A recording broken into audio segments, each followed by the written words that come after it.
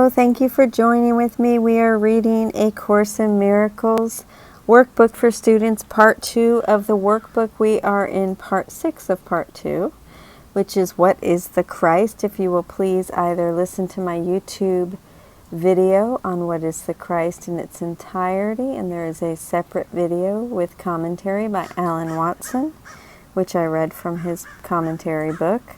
You can find that online as well. Or you can read it, of course. And we are on lesson 274. Today belongs to love, let me not fear. Father, today I would let all things be as you created them, and give your sons the honor due their sinlessness, the love of brother to his brother and his friend. Through this I am redeemed. Through this as well the truth will enter where illusions were. Light will replace all darkness, and your Son will know he is as you created him. A special blessing comes to us today from him who is our Father. Give this day to him, and there will be no fear for today, because the day is given unto love. And if you will please join me in the commentary by Robert Perry and Alan Watson. Today belongs to love, let me not fear. The practice suggestion by Robert Perry. Pick someone whom you expect to deal with today, but whom you'd rather avoid. Say to him or her, I let you be as God created you. I give you the honor due your sinlessness. I love you like a brother and a friend. And the commentary by Alan Watson. Give this day to him, and there will be no fear today, because the day is given unto love. Fear is what happens when we shut off our awareness to love. It is nothing but the illusory absence of love. Illusory because love is never absent. Nothing but love exists. Like the physical sun, love is always shining. We say sometimes that the sun isn't out today. In fact, of course, the sun is out, but there is interference, clouds, something in between which is blocking our awareness of the sun. We then experience darkness, which is no more than the absence of light. Darkness is nothing in itself. When the interference is removed, light is there, just as it always was. So too, when we remove the interference to our awareness of love, love is there and fear is gone. If we give this day to love, there will be no fear. It is easy to see how we can understand any form of fear as no more than a call for love. Fear is a symptom of your own deep sense of loss. Fear is how we feel when love appears to be absent. Therefore, it is simply an automatic cry for love's presence. It is a call for love and nothing more. Fear can take many forms: anger, worry, sadness, jealousy, sickness, or an addictive desire for a thing or a person. But all of these are just forms of fear. When I am aware of them in myself, let me bring them to the Holy Spirit so that He can reinterpret them, so that I can understand that all forms of fear are nothing but an unconscious call for love, and therefore they are nothing to be guilty about. When I was a child, I believed that all sickness was caused by germs. I had a pretty clear understanding that some kind of invader bugs got into my body and messed things up. I could understand that, even if metaphysically this is not a true picture, nor even wholly true scientifically. It was what I believed to be the truth. That was what real sickness was for me. One day I was riding in the back seat of the car on a long drive reading a comic book. I started to feel sick. I guess I had never experienced motion sickness before, so I must have been quite young. I thought I was getting sick and told my parents to stop the car because I was going to be sick. I went into a service station restroom. As I walked in, I felt less sick. I used the toilet, and after a few minutes I felt fine. I was utterly baffled. What had happened to the sickness? When I returned to the car and told my parents, they said, "Oh, you must have been feeling car sick." They explained to me that sometimes motion can make you feel sick, but that it isn't the same as having the flu. I remember clearly saying something like, "You mean I'm not really sick, I just feel sick?" They more or less agreed with my interpretation. They told me it had to do with the mind being confused because my eyes were looking at something motionless while the rest of my body felt motion. In effect, they told me the sickness was caused by my false perception. In my young mind, something clicked. I wanted to read that comic book. Even though my parents advised against it, I went back to reading it. I started to feel sick again, but I now knew the truth that I wasn't really sick. This was a false sickness. There was no real reason, i.e. germs, to be sick. My mind was doing it to me, so my mind could undo it. So despite the nausea and pain in my stomach, I went on reading. I'm not really sick, I told myself, and the nausea went away, and I never had motion sickness again in my life, except one time on an ocean liner in a very heavy storm after all 1,100 people on the ship had thrown up except for me and another dozen or so. I guess the evidence was just too overwhelming. Just as that day I convinced myself that my sickness was not real, a very clear lesson in my life of the power of the mind, the Holy Spirit wants to convince us that our fears are not real.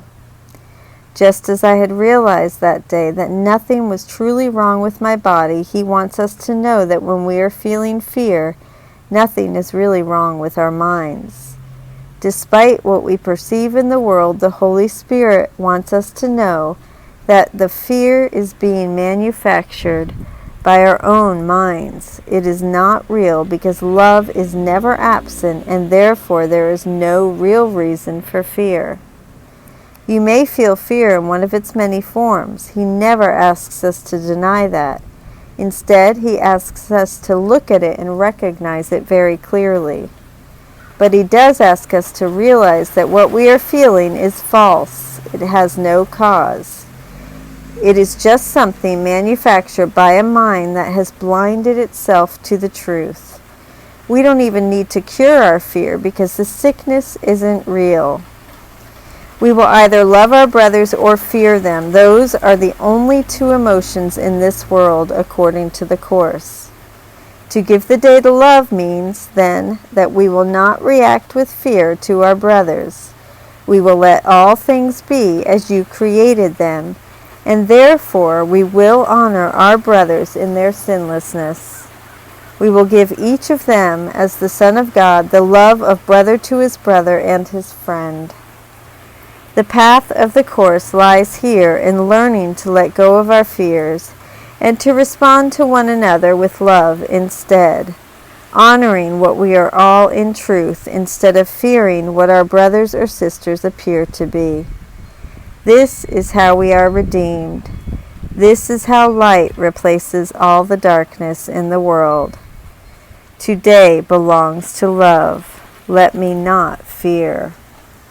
And if you will please close your eyes now and join me in the meditation. Today belongs to love. Let me not fear. Father, today I would let all things be as you created them and give your sons the honor due their sinlessness, the love of brother to his brother and his friend. Through this I am redeemed. Through this as well the truth will enter where illusions were. Light will replace all darkness, and your Son will know that he is as you created him. Today belongs to love. Let me not fear.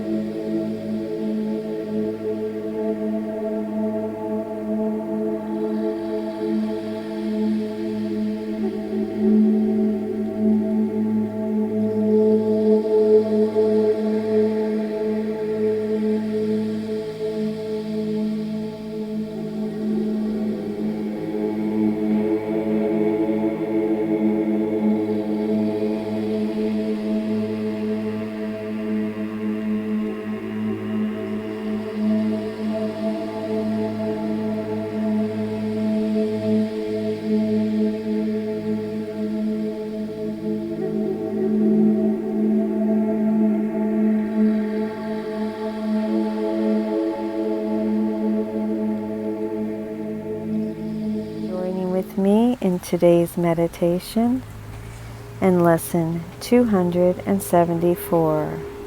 Today belongs to love. Let me not fear. I love you.